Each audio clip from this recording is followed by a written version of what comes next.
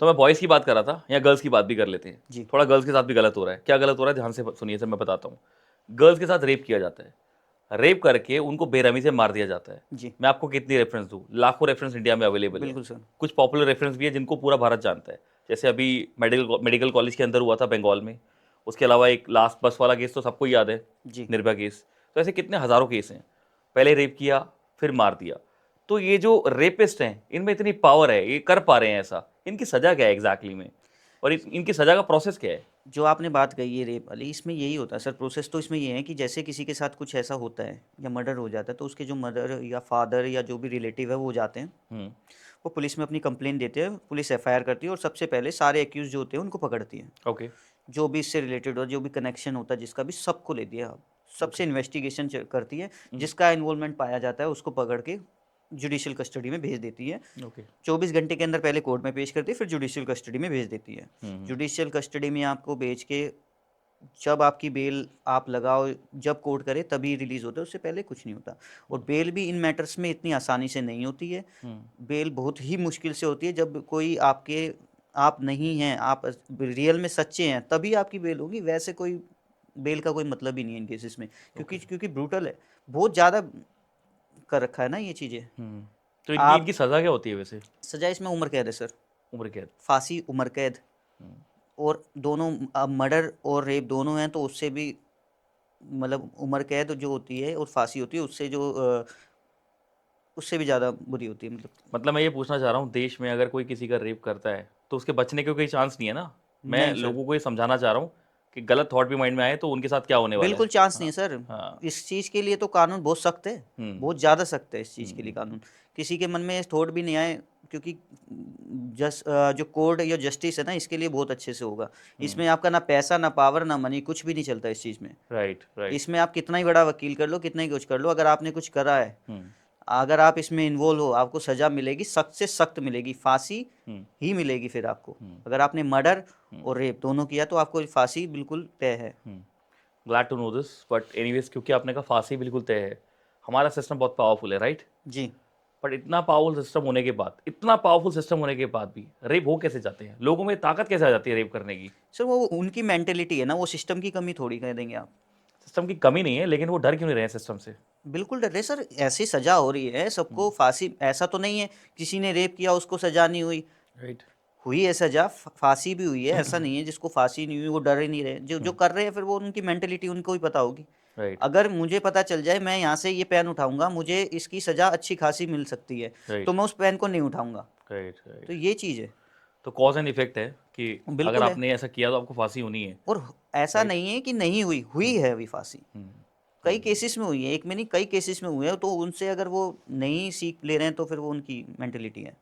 पता नहीं इनके इनके माइंडसेट के अंदर चलता गया है इस टाइम पर। जैसा कि आपने कहा कि क्लियर है कि भाई आपने ये किया तो कॉज एंड इफेक्ट है, ये किया तो ये होगा, फांसी होगी।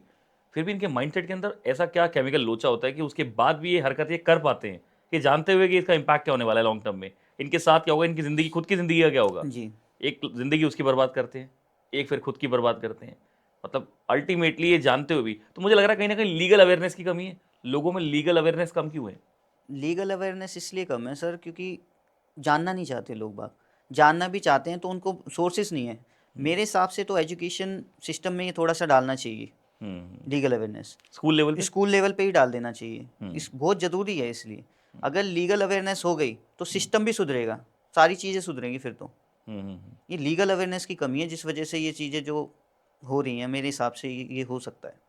मैंने ना एक बार किसी और लॉयर से ये सवाल पूछा था कि ये लॉ को स्कूल में नहीं पढ़ाया जाना चाहिए, जो कि अभी आपने बात रखी, ये मेरे माइंड में कुछ टाइम पहले आई थी। तो उन्होंने कहा था होता क्या, हम स्कूल में इसलिए नहीं पढ़ाते लॉ को। उन्होंने बताया, ये बहुत अच्छे प्रोफेसर है वो, और काफ़ी लोगों को लॉ पढ़ा चुके हैं। तो उन्होंने बताया कि हम इसलिए नहीं पढ़ाते कि 18 साल से जो कम के जो बच्चे हैं, एक तो इनके पास ना क्या अधिकार है, ये तो ये गलत काम कर लेते हैं, फिर उनको उस लेवल पे सज़ा नहीं होती बच्चों को जो 18 साल से कम के हैं, जिस लेवल पे सज़ा होनी चाहिए इनको, क्योंकि छोटे हैं। तो ये वो चीज़ें जान जाएंगे जो इनको अभी नहीं जाननी चाहिए, और ये गलत काम करना शुरू करेंगे क्योंकि डरेंगे नहीं लॉ से। ऐसा है क्या? जुवेनाइल के लिए अलग लॉ है, हम्म।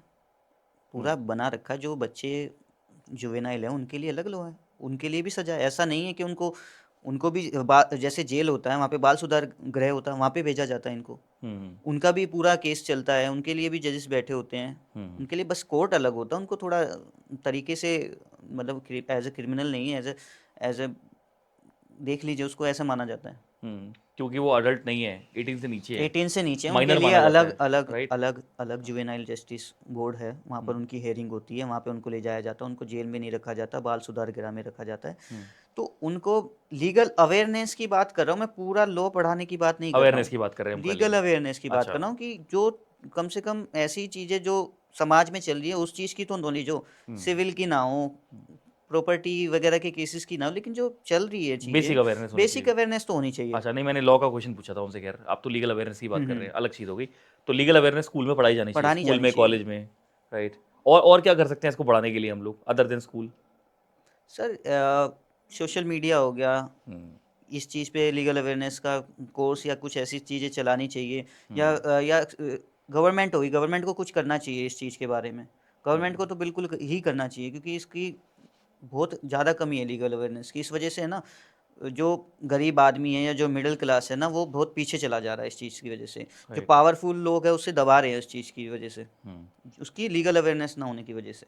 जो ये लॉयर्स है, ये सिस्टम का हिस्सा होते हैं, सिस्टम के फाइटर्स होते हैं? सर सिस्टम का हिस्सा तो नहीं होते, फाइटर ही होते हैं। अगर सिस्टम का हिस्सा होते तो फिर तो ये चीज़ें जो सही अभी तक जो हम कहीं जाते हैं, किसी ऑफिस में, एमसीडी ऑफिस में जाए या एसडीएम ऑफिस में जाए या किसी पुलिस स्टेशन में जाए, तो हम अगर सिस्टम का हिस्सा होते फिर तो दिक्कत बहुत ज़्यादा हो जाती। जो हमारे पीछे खड़े हुए हैं, जो गरीब हैं, जो मिडिल क्लास के हैं, वो हमारे पीछे खड़े हुए हैं, इसलिए खड़े हुए हैं कि भाई आगे वकील साहब हैं। अगर हम सिस्टम का हिस्सा होते वो तो हमारे से दूर दूर भटकते ही नहीं ना, हम तो बिल्कुल। जाके उनको, जो सिस्टम खराब है उसको सही करते हैं। Right, right. जो पुलिस की ड्यूटी है वो उसको सिखाते हैं, जो हमारे क्लाइंट के राइट्स है हम उसे बताते हैं, सारी चीज़ें समझाते हैं। पुलिस वाला अगर गलत कर रहा है तो उसको गलत बोलते हैं, सारी चीज़ें। अगर हमारा क्लाइंट गलत है तो हम उसे बताते हैं कि देखो यहाँ पे आपकी कमी है। तो ये है, लेकिन कई कई बार क्या होता है, आप कुछ एफआईआर लिखवाने जाओ या कोई कंप्लेन करने जाओ, तो उसमें आप खुद ही विक्टिम बना देते हैं कई कई बार। तो उसमें हम लोगों की ज़रूरत इसलिए होती है कि वहाँ हमें नॉलेज होती है कि भाई ये इसका गलती नहीं है, इसको यहाँ पे हमें फाइट करना है, इसको डिफेंड करना है। राइट। अगला सवाल थोड़ा सा आम है, आम आदमी का है, और किसी ऐसे इंसान का है जो रेगुलर लाइफ में ये सब फेस करता है, समझ लीजिए, क्योंकि ये भारत में हर दूसरे कोने में देखने को मिलता है। जी। सड़क पे जो लड़ाई होती है, गली में, मोहल्ले में, सड़क पे जो लड़ाई होती है, चलते फिरते किसी बात पे गाड़ी की टक्कर हो गई, क्रैश लग गया, लड़ाई हो गई, XYZ रीज़न, लड़ाई हो गई, पड़ोस में गाड़ी की पार्किंग कर दी, लड़ाई हो गई। तो ये जो लड़ाई होती है, सामने वाला जब दो लोगों की लड़ाई होती है, ये जी। तो क्लियर है कि एक एक्यूज होता है, एक विक्टिम होता है, ये तो क्लियर है। दोनों के दोनों विक्टिम नहीं हो सकते, दोनों के दोनों एक्यूज नहीं हो सकते। कहीं ना कहीं एक हिस्सा इंसान तो होता होगा यार जिसकी गलती कम होती होगी थोड़ी सी, जी। है ना, कंपैरिजन में। बट जब पुलिस आती है तो दोनों को अरेस्ट कर लेती है। हालांकि एक पर्सन थोड़ा कम गलती करके बैठा था, अरेस्ट करने के बाद पता चलता है कि एक पर्सन की ज़्यादा गलती थी या मैक्सिमम गलती थी। तो सवाल यहाँ पे ये बनता है कि जिसकी गलती पता चलती है उसका क्या होता है। दूसरा, ये रेगुलर लड़ाई झगड़े जो रेगुलर में होते हैं, जो सामने वाला आके हमसे भिड़ने की कोशिश कर रहा है, हम उससे बचना चाहते हैं, तो कैसे बचें? क्योंकि एक बार केस लग गया तो ज़िंदगी भर के लिए नाम बदनाम हो गया, केस बन गया हमारा। इसके बारे में बताइए। सर पुलिस इसलिए अरेस्ट करती है at a time, on the spot इसलिए अरेस्ट करती है कि चीज़ें पैनिक ना हो और लड़ाई झगड़ा ना बढ़े। दोनों को अरेस्ट करके ले जाएगी, वहाँ पे बिठाएंगी, पूछेंगे भाई किसकी क्या गलती है, जिसकी गलती निकलती है उसके खिलाफ एफआईआर या जो भी करना होता है वो करती है। राइट। अगर दोनों की गलती है तो उसके लिए एक और वो है कि दोनों को एक एससीएम ऑफिस होता है, वहाँ पर पेश किया जाता है। अच्छा। वहाँ पे एक अपना लॉकअप में ही बंद रखते हैं पूरे दिन। ओके। अगले जो नेक्स्ट डे होता है उसमें आपको अपेयर किया जाता है एससीएम ऑफिस में। ओके। वहाँ पर वो एससीएम जो कोर्ट होता है वहाँ पे वो देखते हैं, उसमें बेल वेल कराते हैं, उसके बाद माफ़ी वाफ़ी और जो भी है दे के उसको केस को क्लोज करना होता है। ओके। तो ये चीज़ें भी है। ठीक तो है। पुलिस का तो ये काम है, अगर ये पुलिस ना करेगी तो फिर दोनों लड़ भिड़ के वहीं पे वहीं पे ज़्यादा दिक्कत हो जाएगी। फिर हाँ। 307 भी लगेगी, फिर 325 24 सारी धारा लगेंगी उस पर। बट अगर सामने वाला कोई हावी हो रहा है और हम लड़ना नहीं चाहते, उस केस में हमें क्या करना चाहिए? सबसे पहले तो पुलिस कॉल करनी चाहिए। ठीक है। अगर आपको कोई चोट पहुंचा रहा है, सबसे पहले पुलिस कॉल करिए। हम्म। पुलिस कॉल करना बहुत इंपॉर्टेंट है। हम्म। अगर आप नहीं करते हैं तो फिर आप भी इसमें एक्यूज हो सकते हैं। तो मान लीजिए मैं कहीं जा रहा था, मैं अकेला कार पे था, जी। मैंने कहीं 2 मिनट के लिए गाड़ी खड़ी कर दी, XYZ रीज़न। वहाँ पर 5-7 लोग एक ही गाड़ी में, लंबी चौड़ी गाड़ी में आते हैं और कहते हैं कि हमारी पार्किंग है। मैंने कहा सॉरी, मैंने गलती से खड़ी कर दी। जी। नहीं नहीं, अब तू उतर गाड़ी से, हम तेरे को मारेंगे। और वो मेरे पे हावी हो रहे हैं। मैं आपको एक रेगुलर एग्जांपल दे रहा हूँ, ऐसा नहीं कि ऐसा कुछ हुआ है, एग्जाम्पल इसलिए दे रहा हूँ जी, क्योंकि जी। इस तरह की चीज़ें होती रहती हैं रेगुलर बेसिस पे। जी, वो हावी हो रहे हैं कि वो तो अब मारेंगे क्योंकि उनको अब अपना वो मर्दानगी दिखाने का मौका मिल रहा है, 5-6 लोग मिलके एक को मारेंगे। अभी एक पर्सन को, क्योंकि वो लड़ तो उनसे सकता नहीं, और कमाल की बात यह वो लड़ना चाहता भी नहीं, जी। वो तो कह रहा मैं गाड़ी लेके जा रहा हूँ अपनी, लेकिन वो लड़ना चाहते हैं। अब इस इंसान को ऑन द स्पॉट क्या करना चाहिए? क्या मारना चाहिए सेल्फ डिफेंस में? क्या पुलिस कंप्लेन करनी चाहिए? इमीडिएटली क्या करना चाहिए उसको वहाँ पे? देखो, अगर आपकी कभी भी कोई लड़ाई होती है, आपको सबसे पहले पुलिस कॉल करनी है। पुलिस कॉल करनी है। या आप नियर बाय किसी थाने में चले जाइए, गाड़ी का नंबर नोट करिए या कि उसका कोई भी आईडीज़ वहाँ तो देखिए। कॉल ही कर पाएंगे क्योंकि वो घेर के बैठे हैं अब तो। हाँ तो आपको घेर के बैठे हैं, आप राइट। बोल कॉल करिए उनको, उनको जी। बताइए। जी। बाकी अगर कुछ हो जाता है, आपको मारपीट हो जाती है, तो आपके पास थाने वाले, पुलिस वाले साथ में हैं ही, उनको अरेस्ट करेंगे। आप कोर्ट बैठा उनको सज़ा देने के लिए। तो जो उनके जिस हिसाब से उनको सज़ा मिलनी चाहिए, जो सेक्शन उस पे लगेंगे, उस हिसाब से उनको सज़ा भी मिलेगी।